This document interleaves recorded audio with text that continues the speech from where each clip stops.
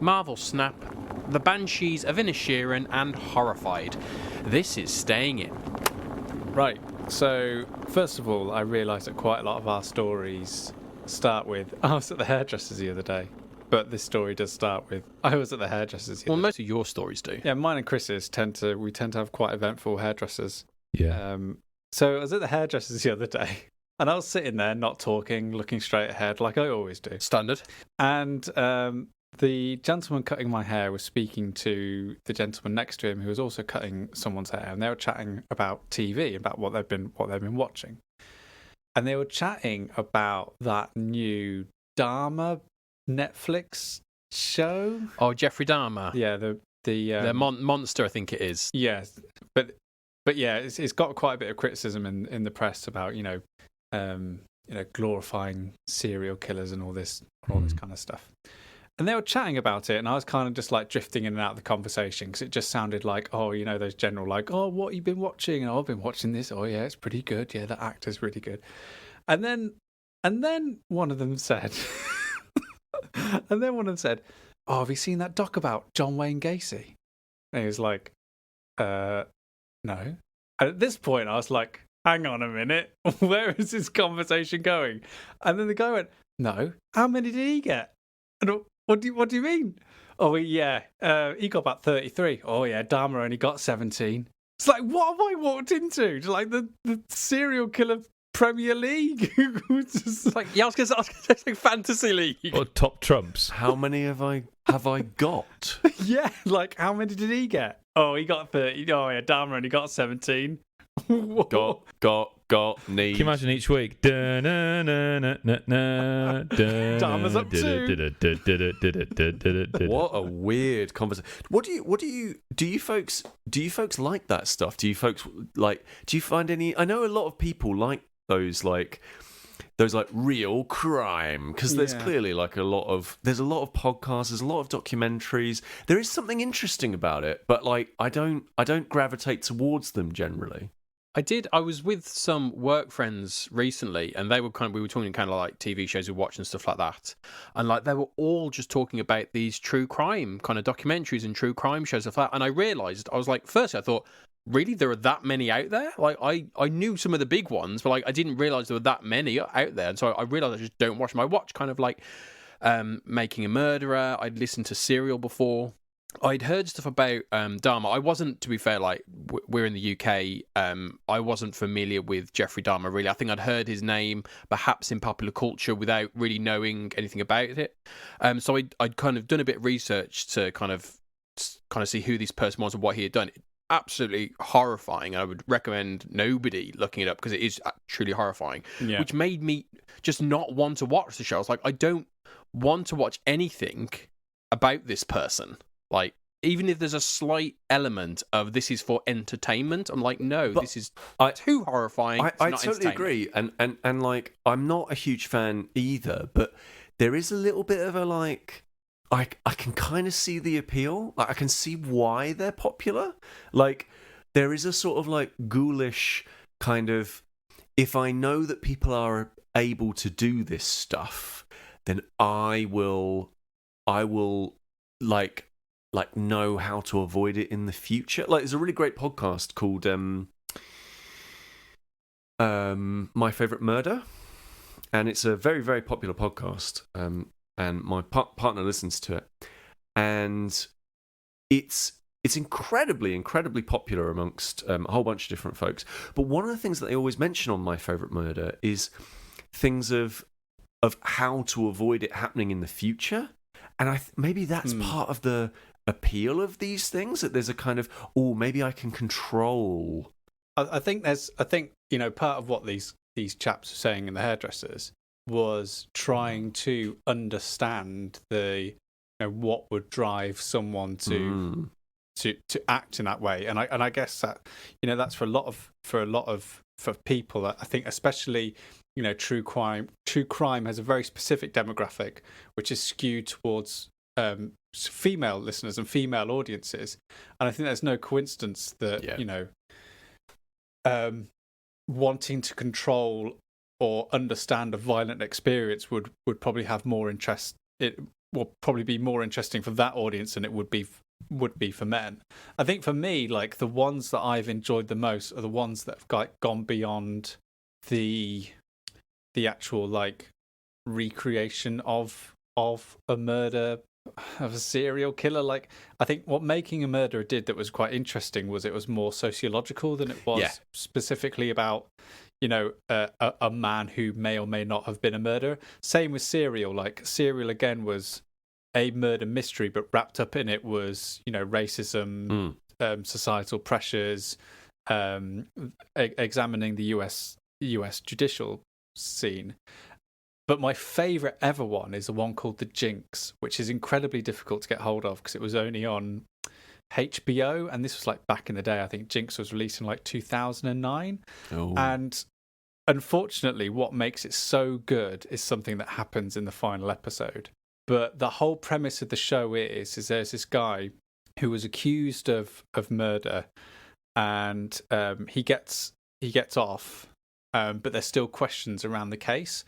And the people filming the documentary actually secure an interview with this guy, and they like present all these facts to him. They walk you through the case, walk through exactly what the courts saw and like the mystery surrounding him, and it examined like the time he was growing up and the privileges that are given to rich people because he's a millionaire. And it's just the most compelling documentary series there is nothing that I've watched of that kind of genre that has come close to what The Jinx does, that will, more than anything, it makes you just want to run out and find as many people to get to watch it as possible, because you just want to talk about what happens at the end. It's incredible. There could be an element of, I think the perception sometimes that kind of people outside of the US get is that within the US, there is an element of kind of crime and celebrity kind of morphing together. That weird thing of car chases being on TV as like you see kind of through culture that happening, and people like getting excited about watching a car chase. And like to us, you would never have that on the news. But Dan, don't you remember getting really excited watching police camera action back in the day? Yes. Michael Burke. Was it Michael Burke? Yeah, it was Michael Burke. Michael Burke did 999, didn't he? Yeah, Michael Burke was 999. Who was police camera action? It's got to be someone like a proper. It would have been like a proper like journalist type police. But with police camera action, if you aren't aware of what it is, like it was a TV series that was basically just car chases with criminals and stuff like that.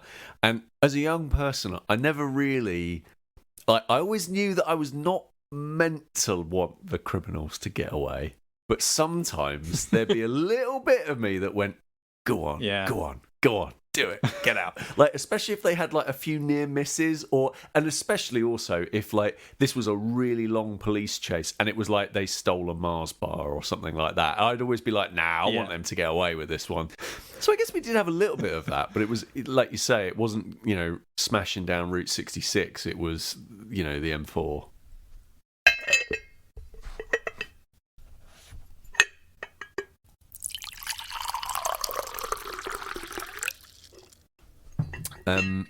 Okay, well, I think it's not. I think we have to deal with the elephant in the room. No. That's a surprisingly good impression. I didn't know Dan could do that. That's incredible. Yeah, it's one of my key skills. And by the look of his face, I don't think Dan knew he could do that necessarily. I pull out my elephant noises all the time in the kids' story time. Yeah. If you've got a kid, then making good noises, primo parenting. Yeah, I have worked on all my animal noises. Yeah, I do a pretty good goat. Goat's a tricky one. Can we have a goat, please? Yeah, I think my goat is. Isn't it more of a high pitched squeal though? It's a very mature goat. It's a goat that's been smoking a lot of cigars. Yeah, everyone's a critic, aren't they? Well, let's deal with the thing. Let's deal with the big news of the week, and this is the news that's been going around Twitter for the last, it must be the last week or so. You can't go on Twitter without seeing this story going around the entire thing, and that is that everybody's addicted to Marvel Snap. Yes. Um, There's right. This Marvel Snap business has got me upset. Yeah. Because it's made me realise how much this podcast has kind of ruined our friendship a little bit. Go on. Because I hit you all up a couple of weeks ago, saying, guys, Marvel Snap, because we'd all seen the adverts, we'd all been oh, here it comes, another free-to-play game, and I thought I'll just give it a try and see how it is. Turns out it's pretty bloody good. So I let all you guys know.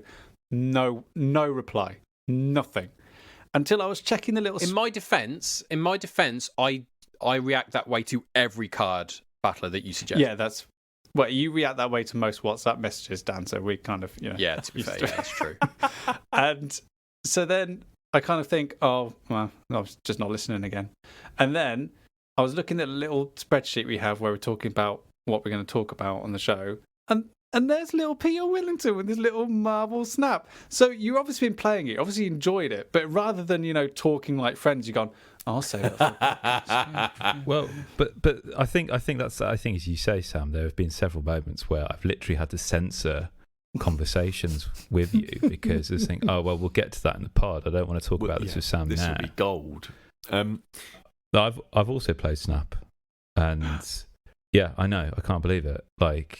And oh my word, they weren't kidding when they said they'd streamlined the process. Yes. After the loading screen, I'm straight into the game. I was like, what? I'm playing straight away. 30 seconds later, I'm on game 2. Yeah. The thing that really put me off about all of those ads is the person who's very clearly very excited, very, very, very North American. Yeah. And he's very, very, very and not in a kind of mean way, in a kind of he's just very positive about everything. And I just and he's like, and nothing irritates you more. I think what also irritated me about him was that one of the lines that they use for Marvel Strap is just we've stripped out everything that gets in the way of fun. And I was like, how do you know what I find fun? I quite like sitting there for 20 minutes puzzling out what I'm going to do in my next move. How dare you think that my analysis paralysis is something to be stripped out? So but those ads are very, very much about the and the thing they keep hacking away at is we've taken all the things that aren't fun and we've streamlined it. And I was like, okay, I will say this. I'm just going to say this straight up from the front, right? There is a reason that this is being published by an Asian company, and that is because these kinds of games, these kinds of card battlers, have been around for a while, and there are a whole bunch of things that are happening in this game that are in card battlers already, right? There are things that are... Yeah. I don't think they've necessarily been done nearly as well, but there are things in here where I'm like, oh yeah, okay, I've seen that in other free-to-play games that everybody else will have seen also on the Google Play Store or Apple or whatever it is. But this is the best of them, without a shadow of a doubt. All of the things that are annoying about those card battlers that I had to put up with for many years when I was covering them routinely, it's all gone. And more than that, the theme and the way that they handle the theme is actually perfect. They actually feel like each card gets across the stereotype of what that character is. Yeah. Right? And that is a thing that has been, I think, missing from a whole bunch of the sort of gacha-focused card battlers that have kind of come before and kind of paved the way for this. But just to kind of get into what this game is. So, Marvel Snap. Bad name. It's not a game of Snap, which I actually... Can you imagine if it was, though, after all that hype? I was really okay. So, it's not Snap as in the game you played as a child. It is a card... It's a card game in the way that Hearthstone and Magic is a card game, but to compare it to those two things is to kind of do it a slight disservice. With Marvel Snap, each card is basically just a character. There's no ways of... There's not really a lot of ways of adding on to those characters with armor or weapons or extra spells or whatever. A character let's say, for example, Quicksilver. Quicksilver has one ability, and that is essentially that they are fast and you immediately draw them on round one. Right? That's their one thing that they do. They also have a cost and an ability, like an attack power. And the idea is that you use attack power to own the 3 different spaces on the board in front of you, and the person with the most attack power on that particular space wins that space. And the ways that you win the game are you own the most spaces, so you'll currently have the most power in the most spaces. But that simplicity of cost, attack power, and then a thing that it does, suddenly then, that simplicity has made me do things that I don't usually do with card games, and that's build decks. And think about things like synergies between different cards. So there's a mechanic called ongoing, and that thing allows you to... once you've played that card, that ongoing ability happens all of the time. So it might be a thing like whenever you reveal this card, it does this. Or on reveal is another mechanic. When you play the card, once the card is revealed, the thing that it does happens. So that might be on reveal, the next card to be played here gives you +1 attack, right? And by it being so straightforward in that way, essentially the goal of the game is to kind of think about decks that have the most chance of getting through and playing and actually beating your opponent. And here is the bit that is the genius bit for me on this game. I know I'm like just rambling, and I'm just so impressed with this game. But here's the thing that really gets me. This game, it is on PC, but it's on Steam if you want to play on there. And it has a ludicrous number of positive reviews for a free-to-play game on Steam, let me tell you. So you know it's good, because Steam is very discerning. On mobile is where it lives. Because each of the games, when I take my actions, my opponent is also taking all of their actions. So this is an idea called we go. So it's not you go and I go, it's a case of we go at the same time. Or simultaneous, if you're being old-fashioned. Simultaneous, yes. So I like we go. We go. I like we go. It needs to get more of an accent. Yeah, I like we go. So in that, what that means is that you aren't just sat looking at your phone waiting for your opponent to do a bunch of stuff. You're constantly playing. Like, you're constantly doing the thing. The only time you're waiting is when you're waiting on your opponent to finish up whatever it is that they're meant to be doing on the same round that you're on. And you get into games incredibly quickly. The games themselves don't last a huge amount of time. They're all 6 rounds. So 6 rounds, and you're all playing at the same time. Oh my goodness. Like, I can bang out 3 games in 10 minutes. This is a Dan Frost iPad toilet game. Yes. Well, this is the thing, though. You've raised that either 2 words or the hyphenated 1 word that I know is putting Dan off playing this, which is deck building. And I'm here. I'm waving my little flag to say, Dan, give me 5 minutes and I'll convince you why you can actually play this game and you will love it. Okay, I will give you 5 minutes to help you along with that. I will say I have tried the game. I have played it. I would say it is the closest I have come to enjoying a card battler game. Ooh, that is high praise. It genuinely is. The thing that puts me off most is the idea of deck building. Like, it works for me because, as you say, it's simple, it's fast, it's maybe something small, but the fact that it's based on characters I recognize, that is very much just it makes no real difference to the game, the fact that it's Iron Man as opposed to a goblin. But the fact that my brain kind of goes, "Ooh, I know this kind of," it's removed a hurdle from it. Not all the hurdles, it's removed a hurdle. So I have enjoyed it.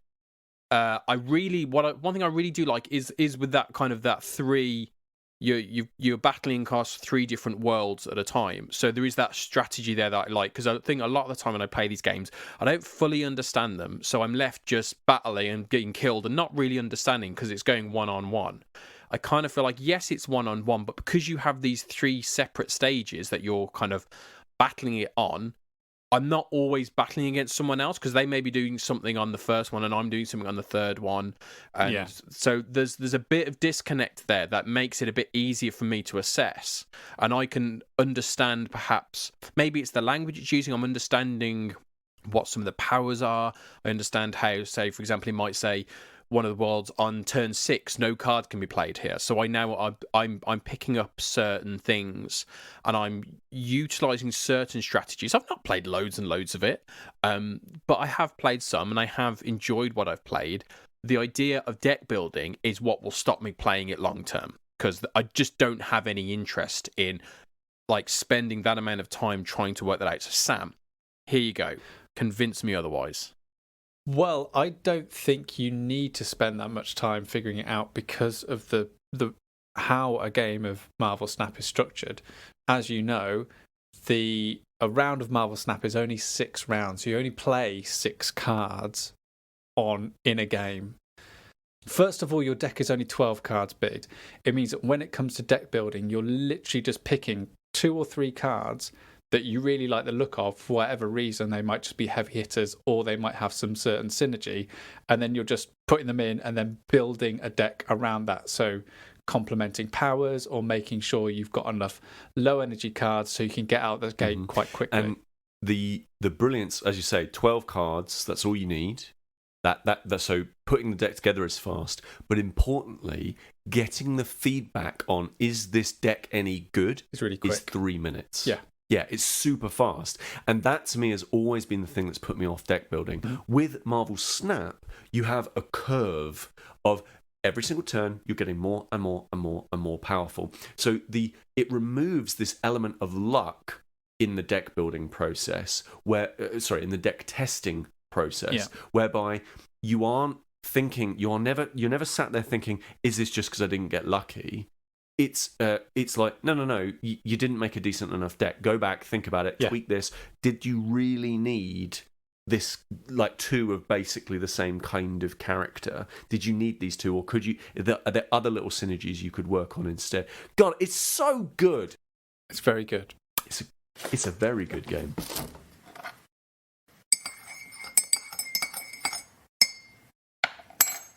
Now, Dan. Hello. Speaking of stuff that we only discovered when looking at the drive. Yes, this was another thing. So you've been and seen a film that I really, really want to see, and I know Sam wants to see it, and I know Pete won't have a clue what this film's about necessarily. No. But no. I mean, we should say the title and ask him to guess the plot. Okay, which might be quite fun. Do it. Oh, that's a very good idea, Dan. What's the title of this film? Well, first, I just want to thank you all, because you're the reason I went to see this film, because I used the gift that you bought me for my birthday back in February, which was vouchers for the Everyman Cinema. So I saw this at the Everyman Cinema, and the film I saw, Pete, The Banshees of Inisherin. Over to you, Pete. All right, well... Now, I've already spoken about Banshees once this podcast already. So, sorry, The Banshees of Ed Sheeran? Nope. No, quite far from that. I mean, what is the plot the of Banshees... Hold on, stop that. Okay, yeah, what's that film? Okay, let's maybe this is one for the outro. We'll save it. Right, this is the outro now. What is the plot of the Banshees of Ed Sheeran?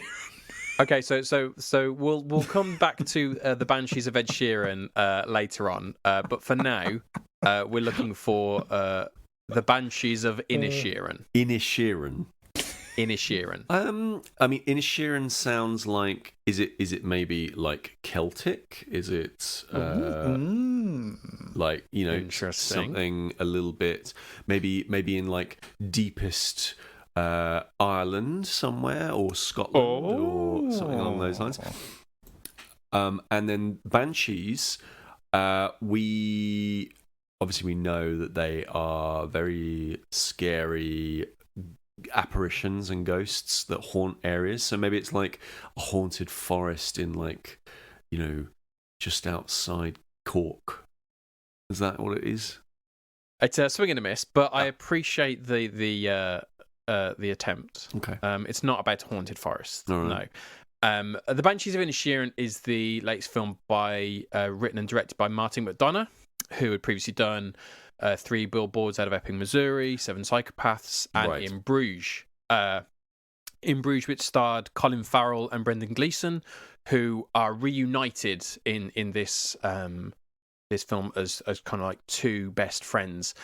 Set in the 1920s, on a small island just off the coast of Ireland, with the backdrop of the Irish Civil War kind of happening. It just kind of exists in the kind of the ether of the story that it's telling, but it's absolutely there. I was kind of drawn to this from the premise that I saw from the trailer a while back, and the premise of the story is basically what happens to 2 friends when one of them decides he doesn't like the other one anymore. And when I saw that, I thought that's such a simple, such a silly idea of just like, I don't want to be friends with you anymore, that like I really kind of wanted to see how a film would kind of hang its head on that. And that's kind of where the film starts, with a friend going up to his other friend who suddenly says, I don't like you anymore. I don't want to see you anymore. I don't want to talk to you anymore.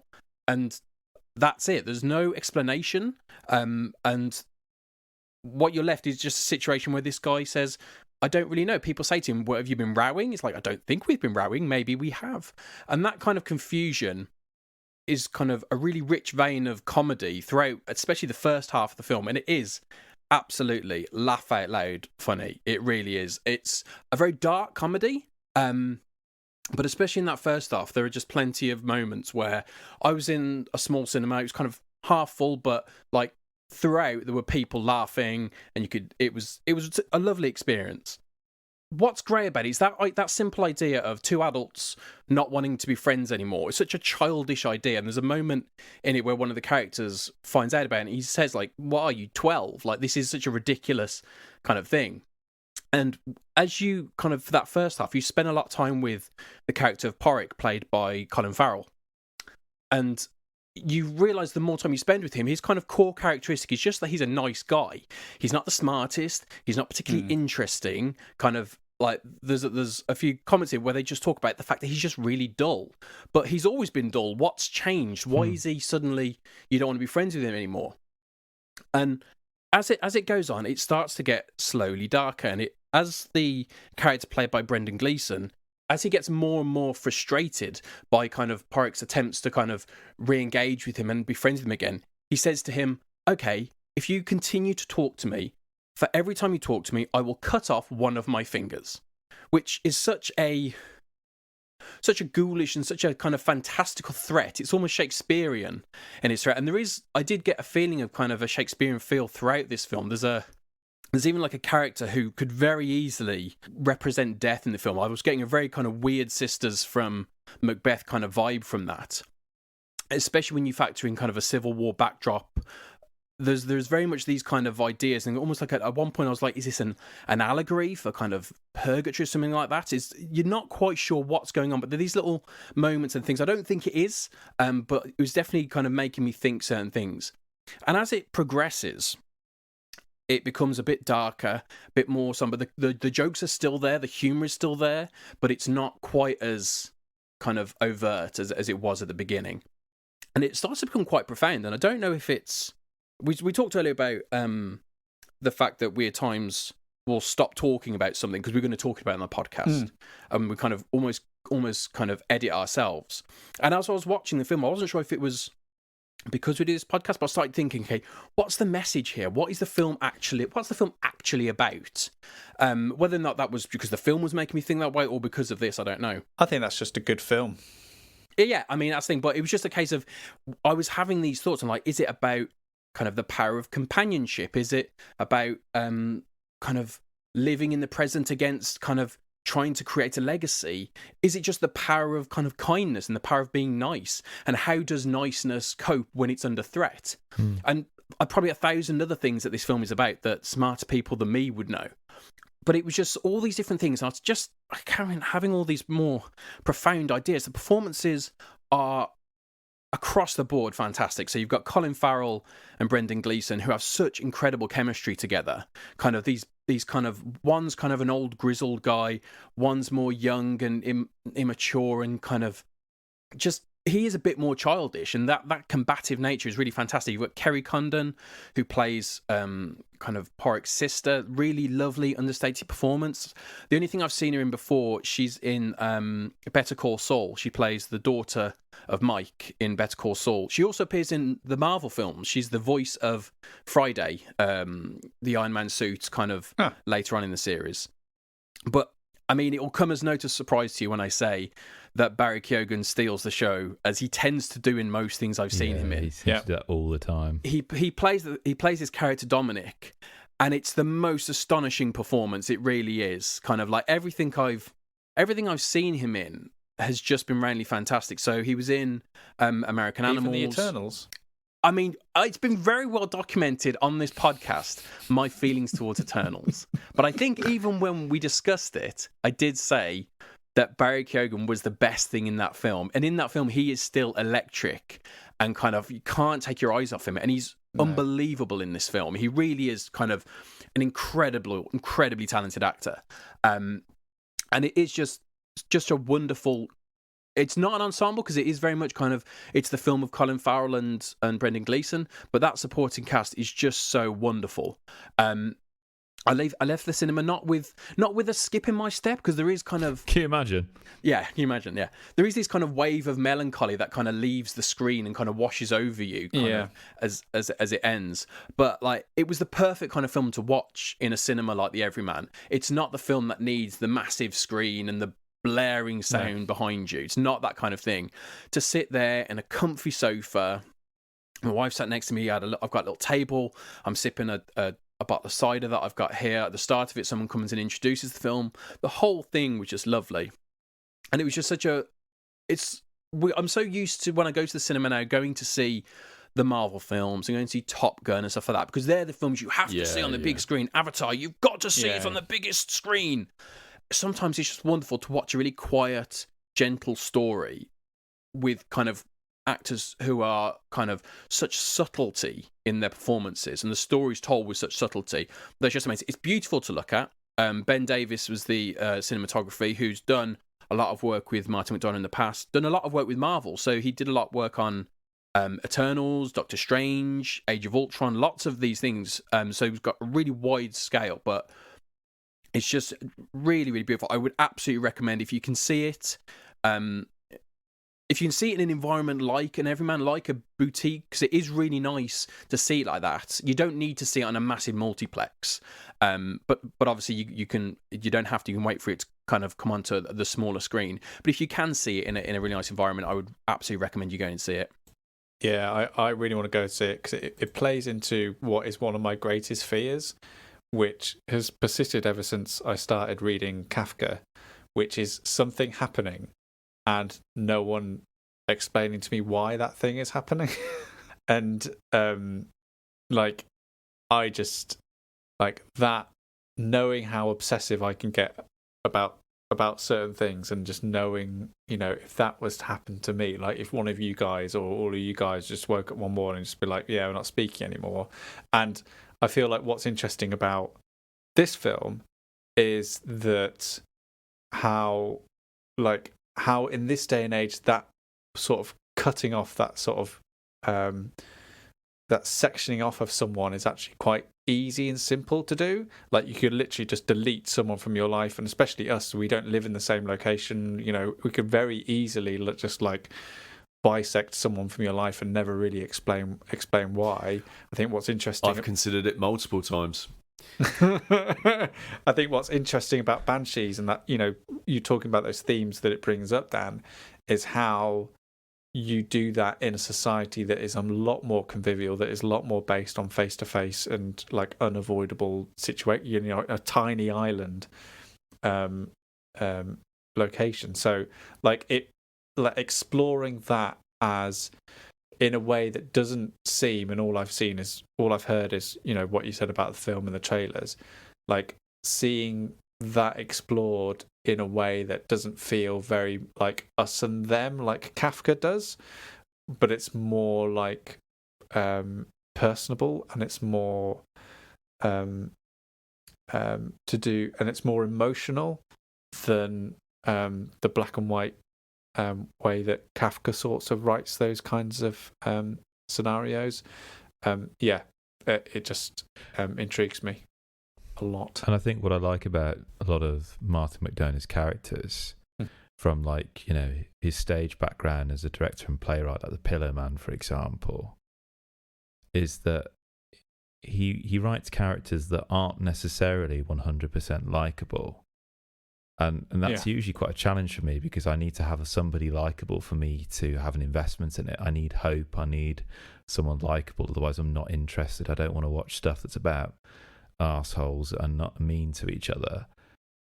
But what I like about McDonagh's characters is that you'll have, like, for example, in the case of In Bruges, these are two hitmen. Their job is about killing people. And yes, there's that typical kind of deadpan kind of gallows humour that you'll often get in McDonagh's work. There's kind of like an obsession of death, for example, that prevails in a lot of their work. But just listening to the ways in which they reflect and meditate on what it is they do and why they do it, that makes them extremely interesting, as you say, Dan. Having that space. And I think you're right, Sam, that it's no coincidence that this is a period piece. Having that necessary space amidst that incredible landscape, while you've got this kind of civil war raging in the background, you know, as a kind of an interesting macrocosm of the civil war that is emerging between these two people, I think is quite telling, really. Oh, what do we have here? Is this an advert? It is, but don't skip ahead, because it's also a recommendation.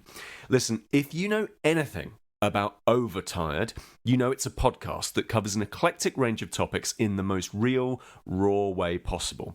Christina Warren, Brett Terpestra, and Jeff Sevens-Gunsel chat weekly about tech, TV and movies, ADHD and mental health, and now and then Taylor Swift, for some reason. Overtired has you covered on mental health check-ins and tips, television and media, tech and programming. Listen, it's all good.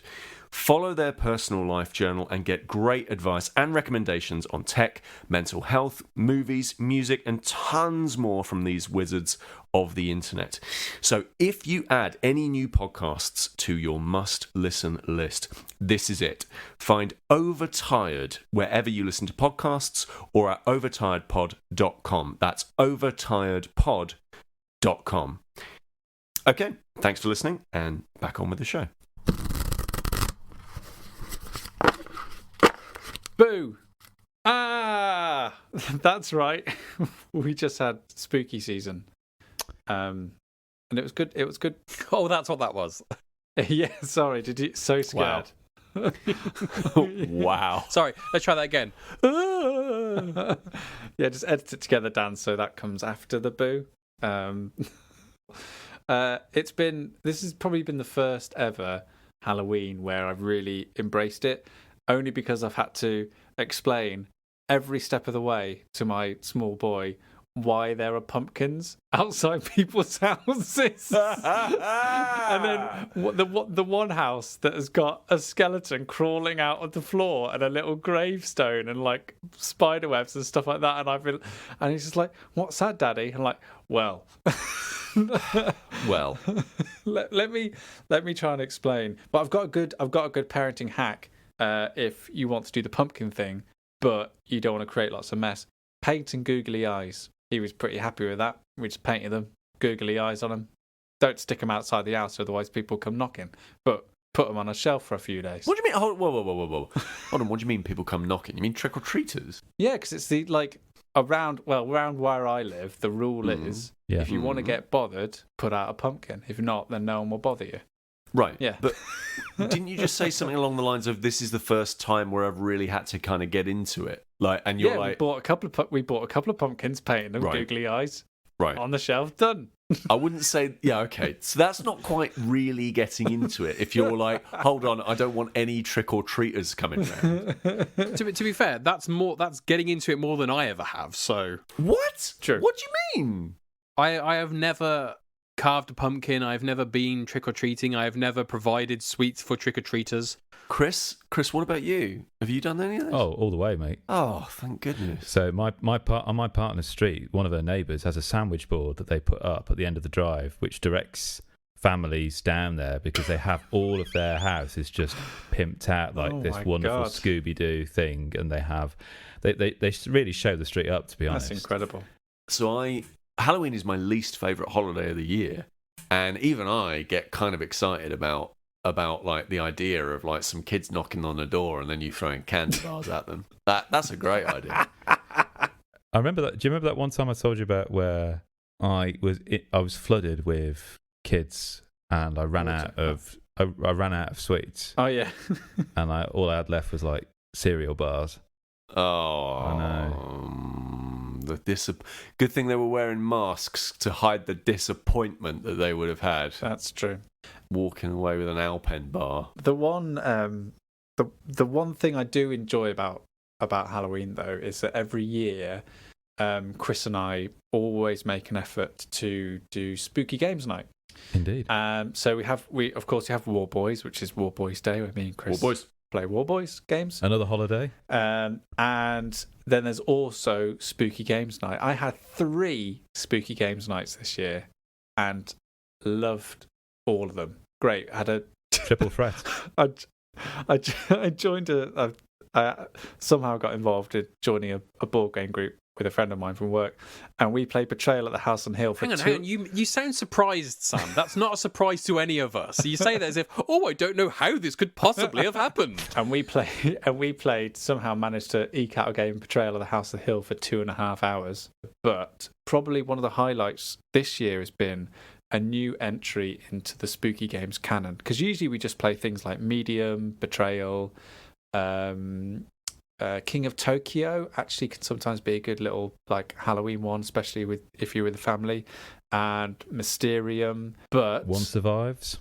That's also a great one that we play a lot. But this year we played Horrified for the first time, and boy oh boy, am I ever convinced that Prospero Hall might be one of my favourite ever board game designers, because this is a treat. It is, again, you will have seen Horrified in Waterstones. You will have seen Horrified in mainstream shops all over the place and probably gone, it looks like you see the Universal Monsters badge on it and see like Frankenstein and the Creature from the Black Lagoon and the Invisible Man, and just knock it off as some sort of tie-in with the film franchises. But oh no. It is. Oh, no, indeed. Pretty exceptional.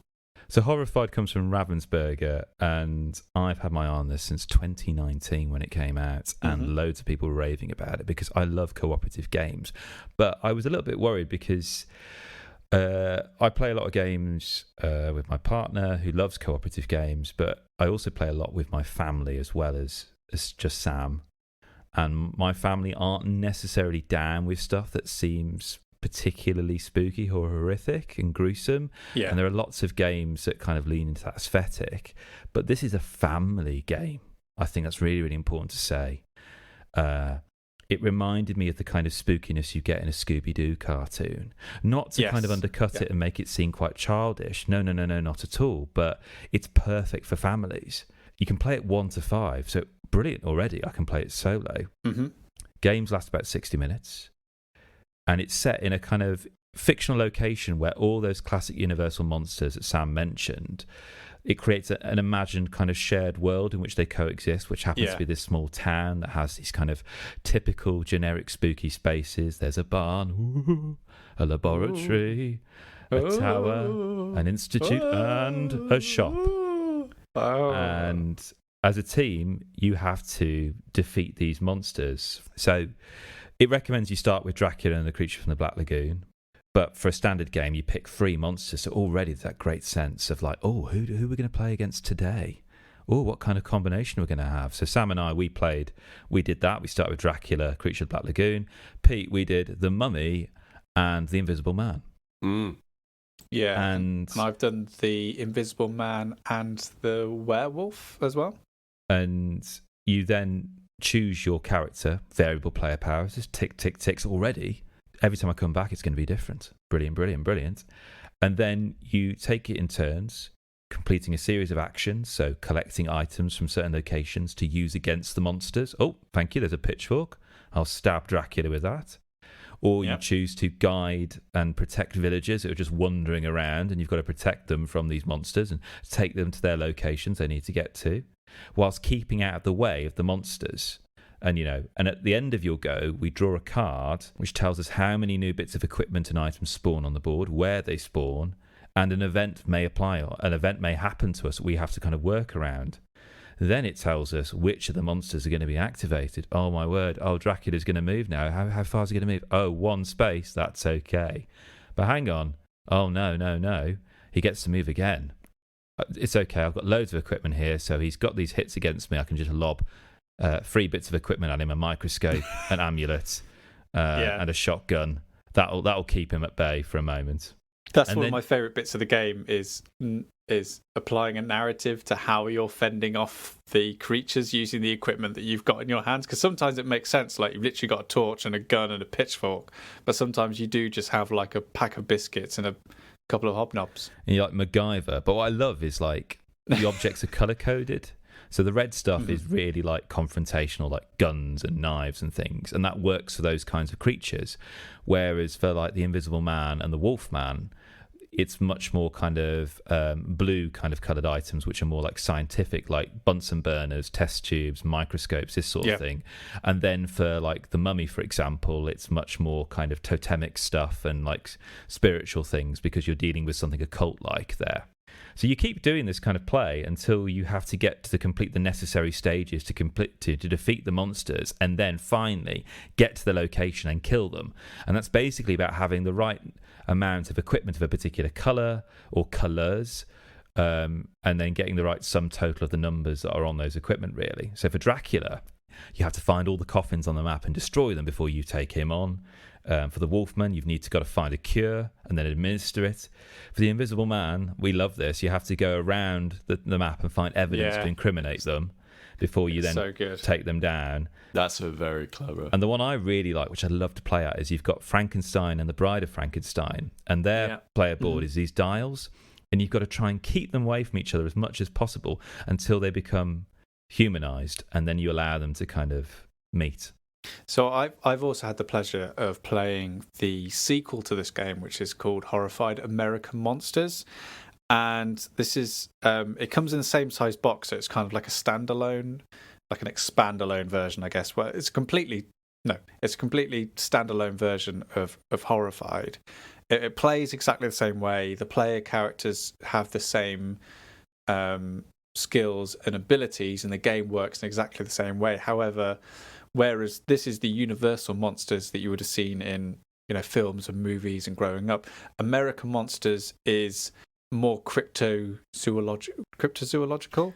Yep. They're dealing with cryptids, basically, like so American cryptids. So things like Bigfoot, Mothman, the Jersey Devil, Banshee of the Badlands, creatures like that. And the art style, I actually think I prefer the art style of American Monsters. It has a bit more of a pop arty kind of vibe to it. The town, though the layout of the town is very similar to the original Horrified, I think I prefer the artwork of that, and I think I almost prefer the monsters of American Monsters, because how you defeat them for each one is so varied and so interesting that I feel like I'm just more compelled to play that version. So for example, if you're trying to take down the Mothman, you have to essentially drop traps as you're going along the board and trying to capture him. For the Banshee, you have this little model violin that you've got to roll dice for and like move towards a certain location on the little player board in front of you. But the most fun one, the brilliant one, which is why I'm so enthusiastic about this other version, is Bigfoot. And the way that you have to bring down Bigfoot is by playing one of those cube slide puzzles. Do you remember? Yeah. When, Yeah. you know, you have those little puzzles that you like move a thing in an empty space, then everything else moves along, and you got it. So you start on the board with this muddled picture, this blurry picture of Bigfoot, and by spending certain items and going in certain locations, you have to then like reveal the different parts of the picture and then do this little puzzle where you're sliding them to put them together. And only once you've completed the puzzle can you then go and fight Bigfoot. So clever. It's so good. I like these kind of mini games, but it's not too complicated. These gears within gears, and I think it works so well as a family game, because I could easily imagine you saying, okay, right, you're going to focus on that puzzle. Okay, when it gets to you, we're going to do that, and you're going to focus on this. And because you've got your own individual abilities and these perk cards, you always feel useful. And I think the death knell for any cooperative games when you've got a player just sat there, they wait until it's their go, and all they're doing is just, I do this, and it's just mundane kind of stage business. Or because someone's quarterbacking. Exactly. Whereas this, they're telling everyone to do. Whereas this, you always feel you have the ability to help and contribute, and you can delegate roles very neatly, and everyone feels useful, I think. So I'm definitely going to be buying this, definitely, without a shadow of a doubt. Prospero Hall, man, they just absolutely knock it out of the park. Seriously, like I want to play Pan Am now, which I never thought I'd say, and didn't seem like a game that appealed to me. I feel like a game with his name on it, I'm expecting to exceed my expectations in every single way, because every time I played a game by Prospero Hall, Jaws, Villainous, Horrified, they've exceeded my... They did Bob Ross, The Art of Chill, didn't they, as well? Yes. The other games that I played on my other spooky games night were actually two games, one of which is becoming my favourite, like just throw down and play games, but they're both games that play with randomness in a really interesting way. And I know we kind of spoke about Marvel Snap and, the idea of, playing with randomness in a way and playing with, what cards are going to come down and how you play. But these games are Point Salad and Tiny Towns. They're both from AEG, Alderac Entertainment Group. I think both of them do something really interesting, and it kind of struck me when I was playing with a family. But both of them do a really interesting thing when it comes to randomness. Okay. And what's interesting is, from a design point of view, is how they make you feel like you're in control of the situation. But really you're not. And really you're flying on the whims of the wind and you have no control. But for somehow, how the games are both designed, you feel like, yeah, I've got this. Don't worry, I've got this. Yeah, I'm going to win this quite easy. So to briefly describe how both games work, Point Salad it's a game where you have over 100 cards. On each card is one of 6 vegetables. And on the other side of each card is a unique way of scoring. So you have this tableau in front of you, and there's 3 decks, and in front of each of those 3 decks is 2 cards, face up. And by face up, I mean showing a vegetable. So when you're looking at the 3 lines, the 3 rows, at the top you've got 3 different point cards and then 6 different vegetables. And on your go, all you do is either pick up 2 different vegetables or you pick up 1 points card, or 1 sort of objective card, should I say. And then all you're doing is collecting vegetables and then collecting cards that help you score the most points. So it might be that you get a card that says the most amount of onions, 7 points. An onion, a pepper and a cabbage, that's going to get you 8 points. For every 2 peppers you have, you're going to get 5 points. And what is brilliant about the game is this idea of you looking at things and you cannot help but look at those points cards at the top and go, oh, there's quite a lot of peppers there, and there's a points card there that means if I have for every 2 peppers I've got at the end of the game, I'm going to get 5 points. So my strategy here is pick up those 2 peppers. But then what happens, as soon as you pick something up from the pile of vegetables, the top points card gets then put back in its place. So you can never really build any satisfying strategy to what you're actually doing, because that landscape is ever changing.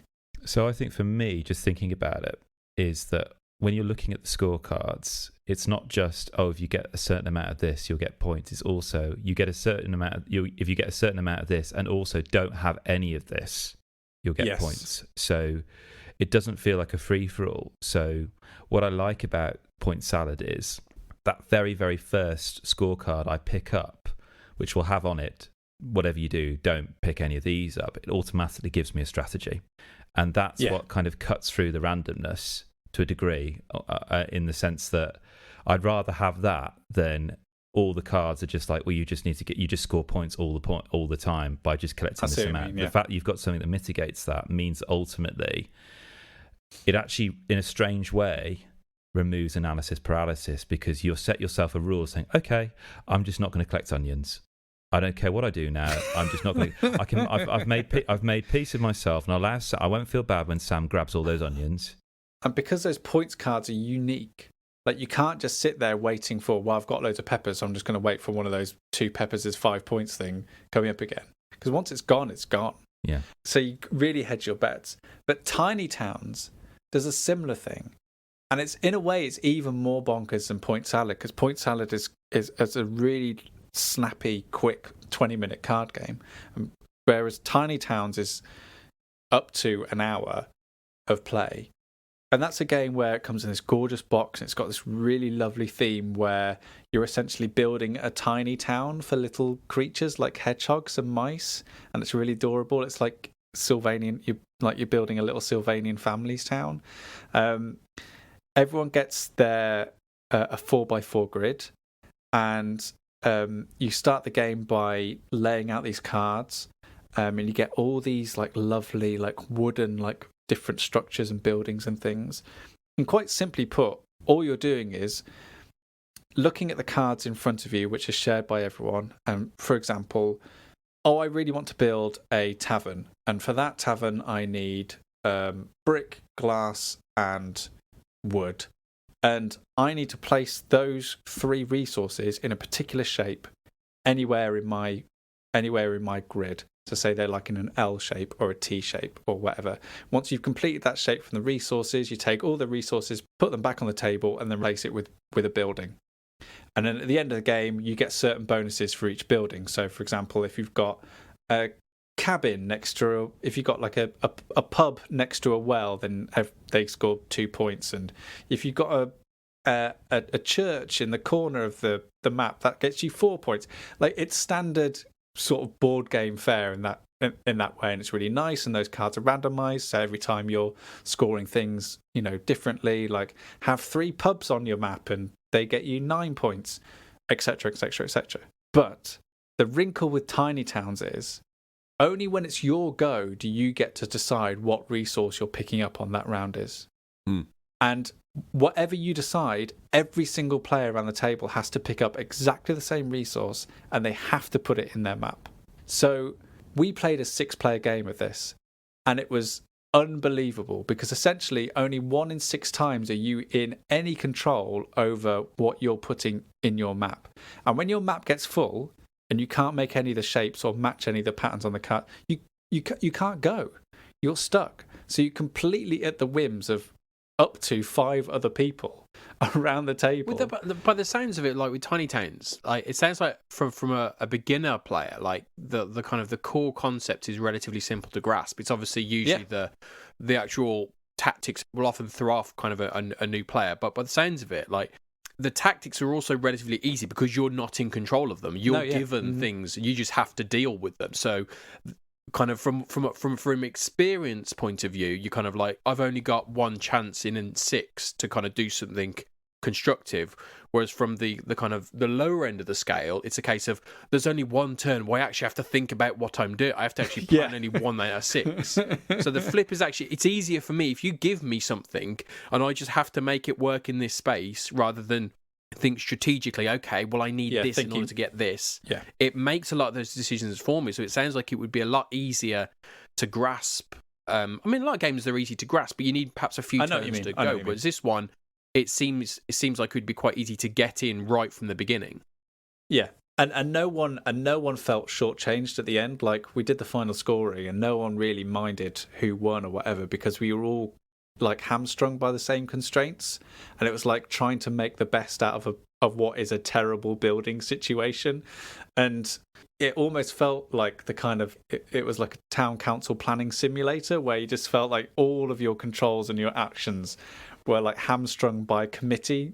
Yeah, Camel is a horse designed by a committee. Yeah, I'd have to play this drunk. I'd really love to play this drunk. Can we have that as a list, Sam, of games you can only play when drunk?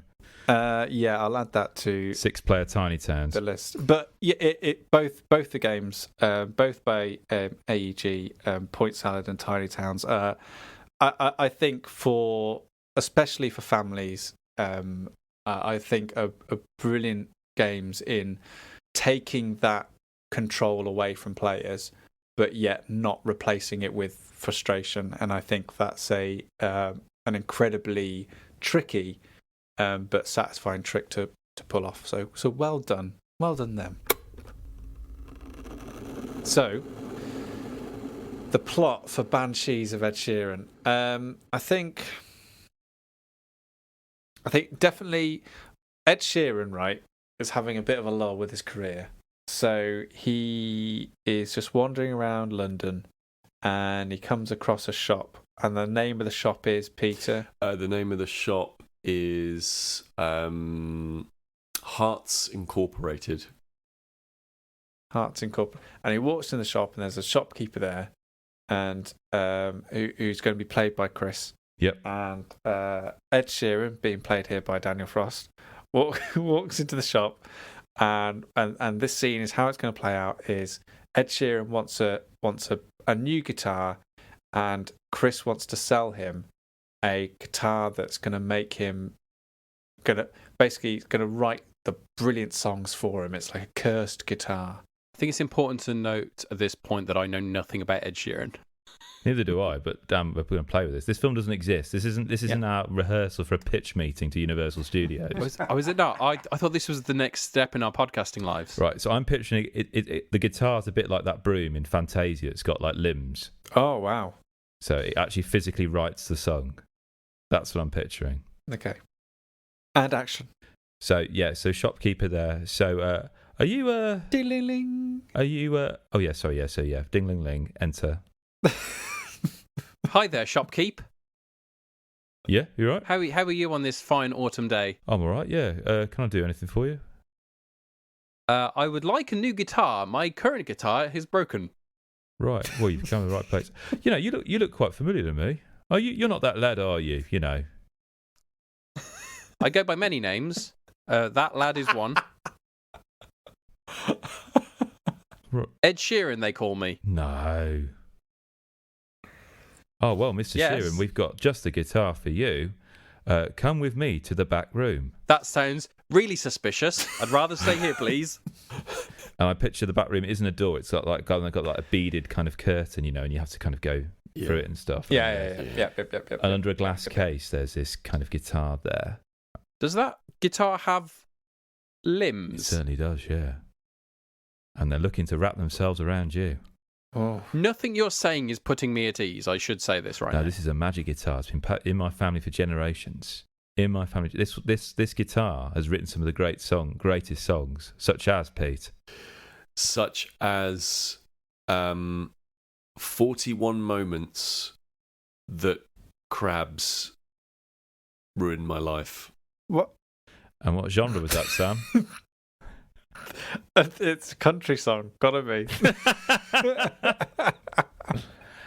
With a title like that. Etc. So I take, you know. Wow, that is, I have to say, that is one of my favourite songs. Yeah. Maybe I should give this a go. Yeah. That'll be 500 quid, please. But for someone like Wow. the fact that the shopkeeper recognises it's Ed Sheeran, but only charges him 500 quid. 500 quid, yeah. That is a deal, good sir. I will take this magic guitar Yeah. for £500. Then this is it. You leave the shop. You turn around, the shop's gone. Like the curse has been passed on to you now. So yes, it will write the greatest song for you ever. But Sam, there's a twist. What is the twist though, Sam? The twist is that even though it's the best song ever, and it will make you loads of money. No one ever remembers who that song is by. And that, ladies and gentlemen, is how we got Ed Sheeran. Credits. The end. The Banshees of Ed Sheeran. If you would like to pitch us a movie, then please get in touch with us. That has a similar title to an actual real life movie.